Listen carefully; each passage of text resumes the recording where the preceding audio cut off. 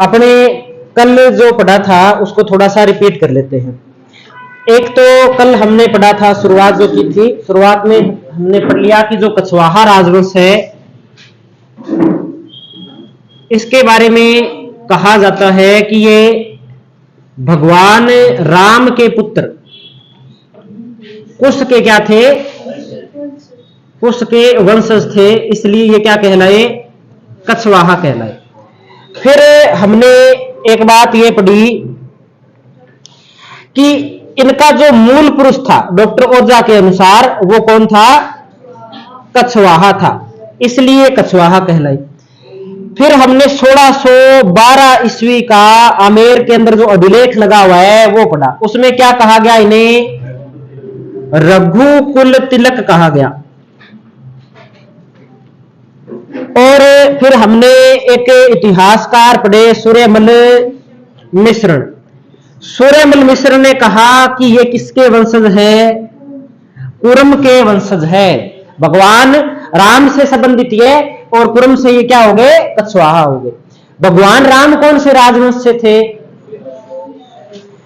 वंश कौन सा था, वंश रघुकुल वंश नहीं था उनका, वंश तो था उनका इक्ष्वाकु वंश। कौन सा वंश था, इक्ष्वाकु वंश से संबंधित थे। लेकिन इस इक्ष्वाकु वंश के अंदर भगवान राम से पहले एक राजा हुए थे रघु। कौन हुए थे, रघु।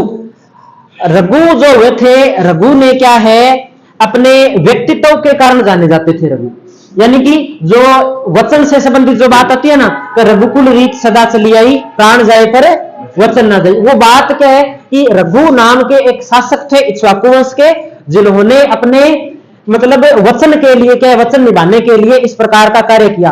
इसलिए बाद में क्या है, वो वंश इक्ष्वाकु वंश किस नाम से जाना जाने लगा, रघुकुल। और इसी इक्ष्वाकु वंश के अंदर या रघुकुल के अंदर आगे जाकर के कौन हुए, भगवान राम हुए, और राम का पुत्र कुश, और कुश के वंशज कछवाहा। इस प्रकार से अब कछवाहा वंश का राजस्थान में पहला शासक हमने कल पढ़ लिया था, धोला राय या तेजकर्ण या दुल्हे राय या ढोला भी बोल देते हैं। तो इस प्रकार कहां के जागीरदार थे, उनके पिता सोडासी हैं, सोडासी हैं, नरवर के जागीरदार थे। और नरवर से ये कहां आते हैं, दौसा के आसपास आते हैं। दौसा के अंदर 1137 ईस्वी में किसे पराजित करते हैं, बड़ गुजरों को पराजित करते हैं और दौसा पर अधिकार करके अपने साम्राज्य की क्या कर देते हैं, स्थापना कर देते हैं। यह बात हमने पढ़ ली थी। फिर इनके कुल देवी और कुल देवता, आराध्य देव और आराध्य देवी के बारे में भी अपने चर्चा कर ली थी। आज जो हमें शुरू करना है वो दुल्हे राय से ही शुरू करना है। कहां से शुरू करना है, दुल्हे राय से।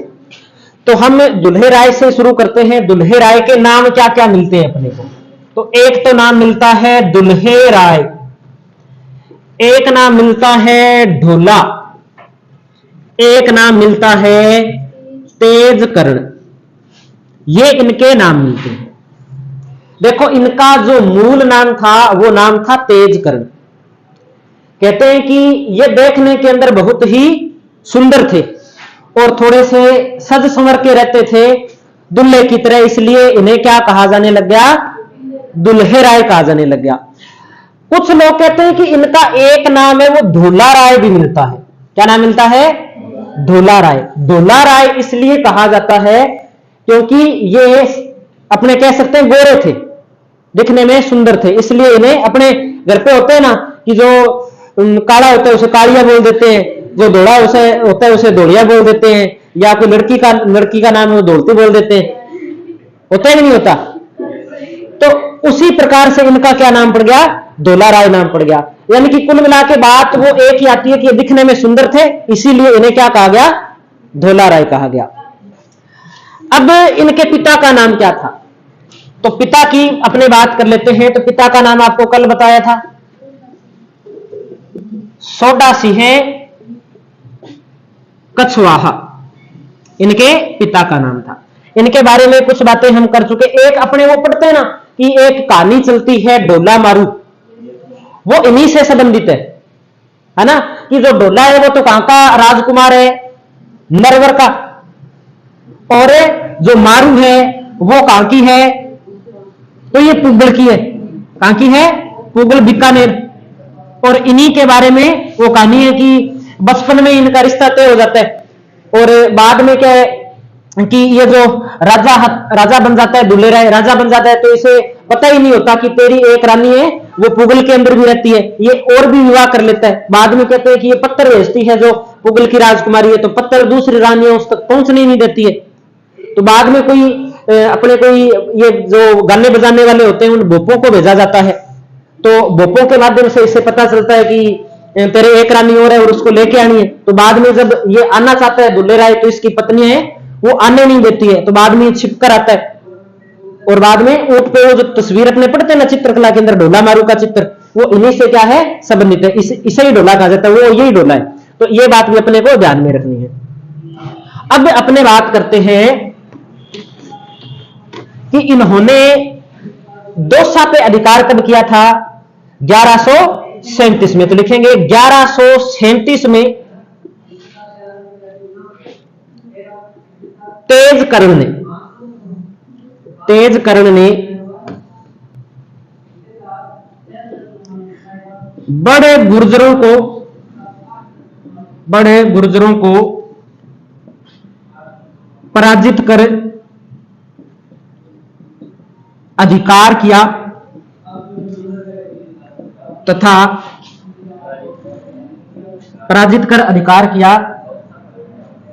बड़े गुर्जरों को पराजित कर दोसा पर, सॉरी लिखा नहीं ना, दोसा पर अधिकार किया, दोसा पर अधिकार किया तथा राजस्थान में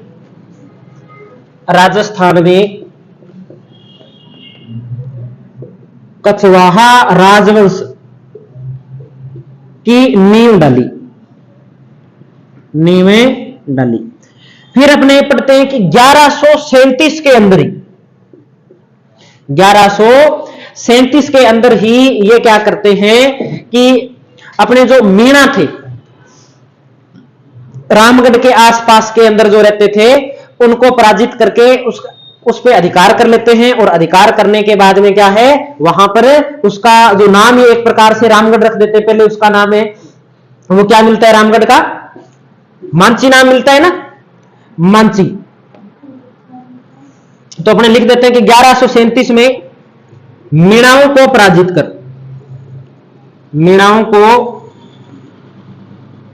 कर रामगढ़ पर अधिकार किया। कुछ इतिहासकार कहते हैं कि इन्होंने रामगढ़ के अंदर एक किला बनवाया था और बाद में उस किले का नाम रामगढ़ का किला रखा गया, ठीक है।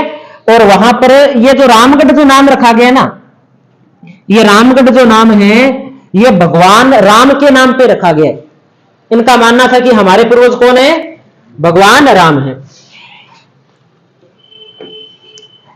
इस रामगढ़ के अंदर ही आगे जाकर के ये क्या करते हैं, एक इनकी जो अपने कुल देवी है, कौन है कुल देवी? जमुआई माता। जमुआई माता के मंदिर का क्या करवाया जाता है? यहां पर निर्माण करवाया जाता है। और बाद में धीरे धीरे इस रामगढ़ का नाम क्या हो जाता है? जमुआ रामगढ़ हो जाता है। तो एक बात अपने लिख देंगे कि यहां जमुआई माता के मंदिर का निर्माण करवाया।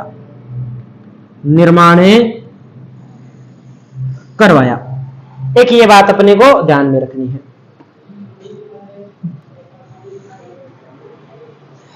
जमुआ रामगढ़ के बारे में अपने पढ़ते हैं कि जमुआ रामगढ़ को ढूंढाड़ का पुष्कर कहा जाता है ना। और यहां पर साल के अंदर 2 बार मेले लगते हैं। एक तो लगते हैं चैत्र नवरात्रा के अंदर और एक लगते हैं यहां पर आश्विन नवरात्रा के। तो ये अपने को ध्यान में रखने हैं। तो जो जमुआई माता का मंदिर है ये जमुआ रामगढ़ में है, और जो जमुआई माता का मंदिर बना उसके बाद में रामगढ़ का नाम क्या पड़ा? जमुआ रामगढ़ पड़ा, या जमुआई रामगढ़ बोल देते हैं। इसे क्या कहते हैं? ढूंढाड़ का पुष्कर कहा जाता है। ढूंढाड़ का पुष्कर। मेले, तो मेले लगते हैं 2 साल के अंदर। एक तो लगते हैं चैत्र नवरात्रा के अंदर, और एक मेला लगता है आश्विन नवरात्रा के अंदर। आश्विन नवरात्रा में यहां मेले लगते हैं। 1170 के आसपास की बात है कि 1170 के आसपास ये अपनी पत्नी के साथ में जमुआई माता के दर्शन करने के लिए जा रहे होते हैं। उसी दौरान मीणा इनके ऊपर क्या कर देते हैं? आक्रमण कर देते हैं, और उस आक्रमण के अंदर जो दुल्हे राय है वो वीर गति को क्या हो जाते हैं? प्राप्त हो जाते हैं। इनके अपने पत्नी की बात करें तो इनके 2 पत्नियां थी। एक का नाम है सुजान कंवर, एक का नाम है मारूनी। इनमें इन पत्नियों में अपने बात करें, जो मारूनी थी वो अजमेर से संबंधित थी, अजमेर के राजवंश से संबंधित थी, और कालांतर में उसके एक क्या है? पुत्र होता है। उस पुत्र का नाम था कोकिल देव, जो इसके बाद में अपने दुल्हे राय के बाद में उत्तराधिकारी बनता है, या अपने कह सकते हैं कि आमेर का अगला क्या बनता है? शासक बनता है। लेकिन कोकिल देव कब से कब तक राजा रहा, इसके बारे में जानकारियों का अभाव है। तो अपने नॉर्मल सीधी ही बात लिखेंगे। 2 बातें जो नोट करनी है वो नोट कर लेते हैं पहले अपने।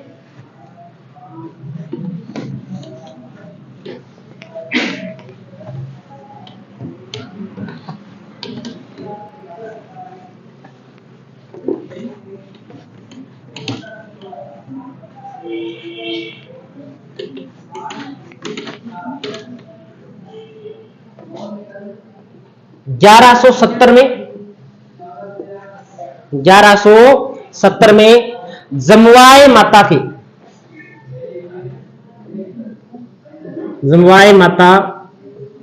के दर्शन के दौरान मीणाओं के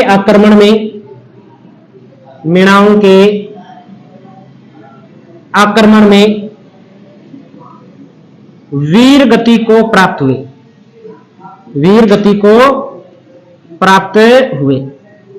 तो दुल्हे राय के पत्नियों की बात कर लेते हैं। तो दुल्हे राय के 2 पत्नियां,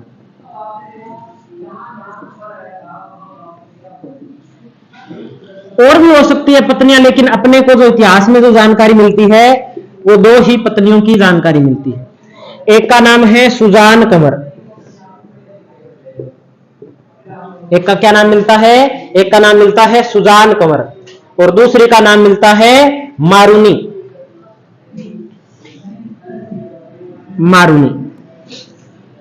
अब इस दुल्हे राय के अपने बेटे की बात करें तो जो मारूनी है, इस मारूनी के जो पुत्र होता है उस पुत्र का नाम क्या है? कोकिल देव नाम है।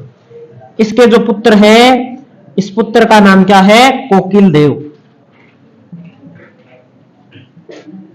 कोकिल देव भी मिलता है, काकिल देव भी मिल जाएगा, कोई अंतर नहीं है। कोकिल देव, काकिल देव, ये आगे क्या बनता है? शासक बनता है, शासक बना। ये भी एक वीर राजा होता है, और ये आगे जाकर के क्या करता है? 1207 के अंदर मीणाओं को पराजित कर देता है, और मीणाओं को पराजित करके और अपने राज्य की जो राजधानी है वो क्या बनाता है? आमेर को बनाता है। और आमेर का जो पुराना नाम मिलता है वो मिलता है अंबिकापुर, और अंबिकापुर के अंदर, अंबिकापुर से आगे आमेर हो गया, और आमेर के अंदर ये भगवान शिव का मंदिर बनवाते हैं, अंबिकेश्वर महादेव का मंदिर। जो भगवान शिव का मंदिर है, जो उनके क्या है? कुल देवता है। तो ये बात अपने को ध्यान में रखनी है। तो ये नोट कर लिया होगा आपने, कर लिया सभी ने? तो अब अगली हेडिंग अपने लगा देते हैं कोकिल देव, अगले शासक कोकिल देव।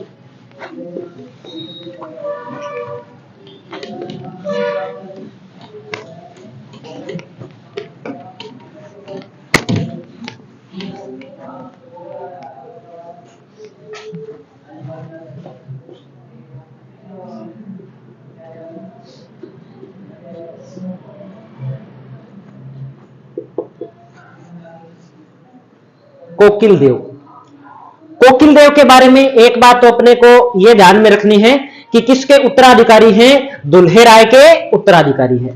तो एक बात यह लिख देते हैं कि दुल्हे राय के उत्तराधिकारी। 1207 में किसे पराजित किया था? तो मीणाओं को पराजित किया, और मीणाओं को पराजित करके इसने अपने आमेर पे क्या कर लिया? अधिकार कर लिया, और आमेर को अपने राज्य की क्या बना दिया? राजधानी बना दिया। तो लिख देंगे 1207 में मीणाओं को पराजित कर, मीणाओं को पराजित कर आमेर पर अधिकार किया, आमेर पर अधिकार किया तथा आमेर को अपने राज्य की, आमेर को अपने राज्य की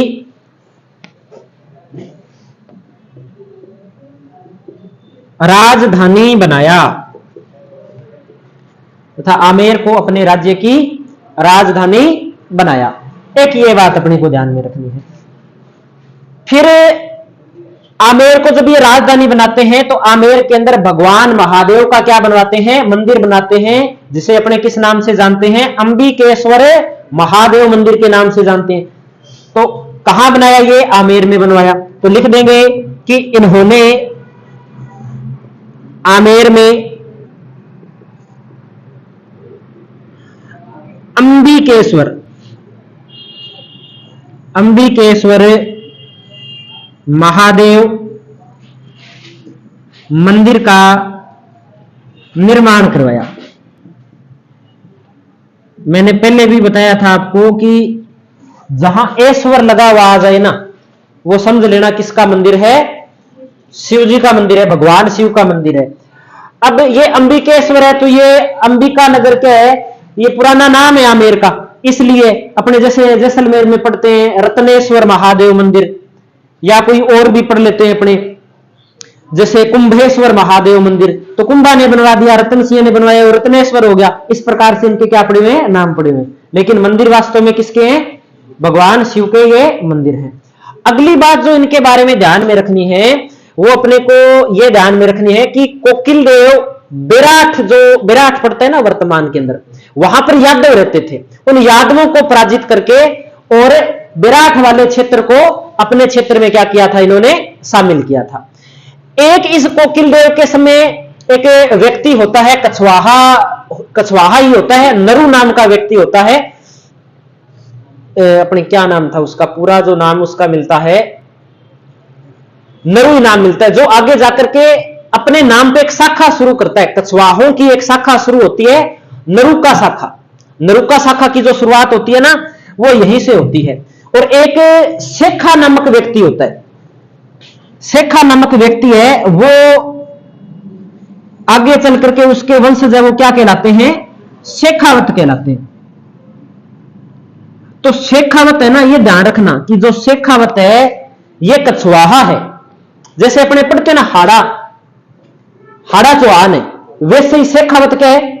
कछवाहा है ना। ये बात अपने को ध्यान में रखनी है। जैसे जो अपने गुहिल है, गुहिल के अंदर अपने पढ़ते हैं सिसोदा गांव था, और सिसोदा गांव के अंदर जो भी अपने गुहिल रहते थे वो सिसोदिया कहलाते हैं। तो इस प्रकार से ये शाखा निकली है, भले नरुका शाखा है, भले शेखावत शाखा है, तो ये कछवाहा राजवंश से क्या है? संबंधित है। तो हो सकता है कि कोई प्रश्न आ जाए यहां से, तो अपने वो दोनों तीनों बात नोट करते हैं। एक तो कि यादवों को पराजित कर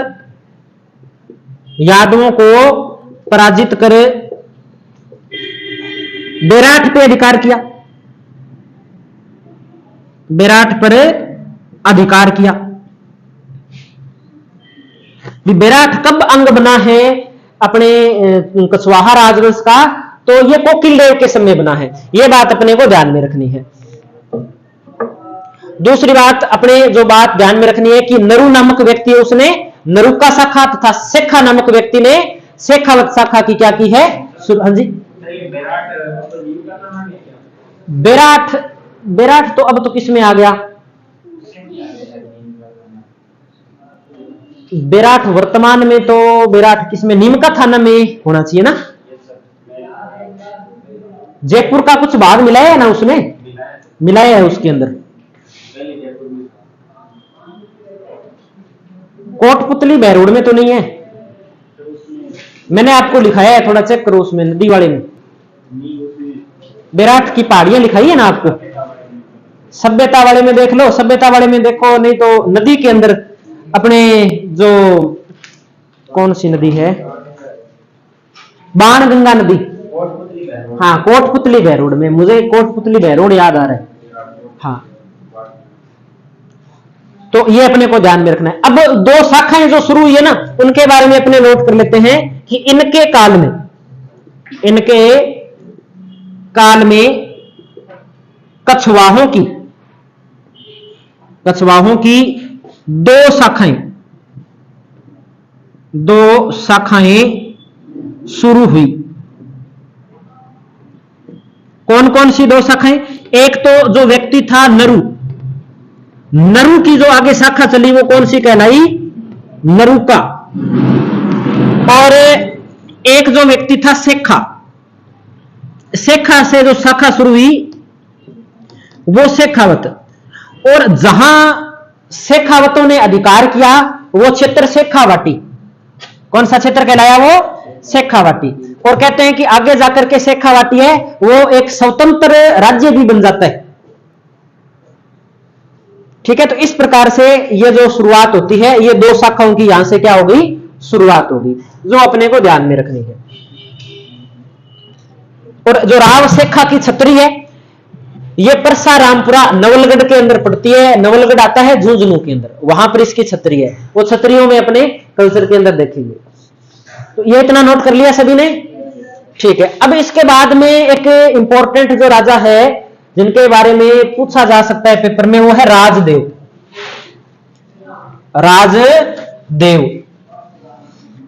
राजदेव को कहीं कहीं रामदेव भी लिखा हुआ मिलता है, लेकिन जो सही नाम है वो राजदेव ही है इनका।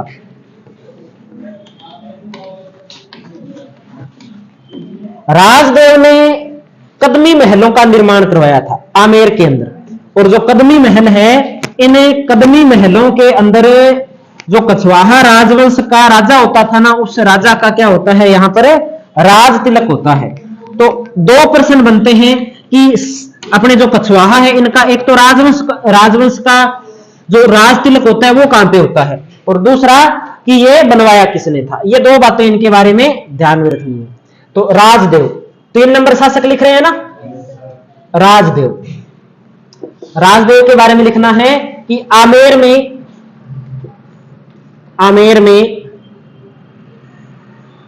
कदमी महलों का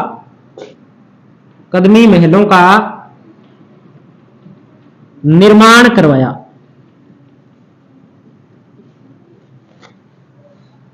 आमेर में कदमी महलों का निर्माण करवाया। और दूसरी बात जो हमें ध्यान में रखनी है, वो ध्यान में रखनी है कि यहां कछवाहा शासकों का क्या होता है? राज तिलक होता था। ये दो बातें अपने को राजदेव के बारे में ध्यान में रखनी है।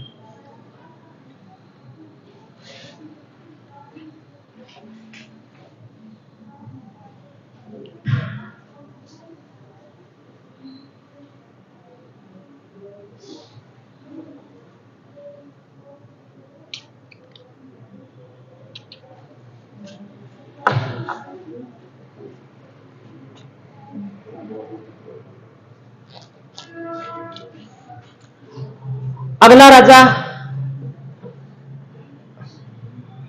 राजा चंद्रसेन कछवाहा। राजा चंद्रसेन कछवाहा। चंद्रसेन कछवाहा की अपने बात करें तो कोकिल देव से लेकर के जितने भी बीच में छोटे मोटे राजा होते हैं, भले ये चंद्रसेन है, ये भी पहले चौहानों के अधीन रहते हैं, अजमेर के, और बाद में इनके ऊपर जो अधिकार हो जाता है वो एक प्रकार से अधीनता स्वीकार कर लेते हैं गुहिलों की, तो ये अधीन ही रहते हैं। चंद्रसेन के दो बेटे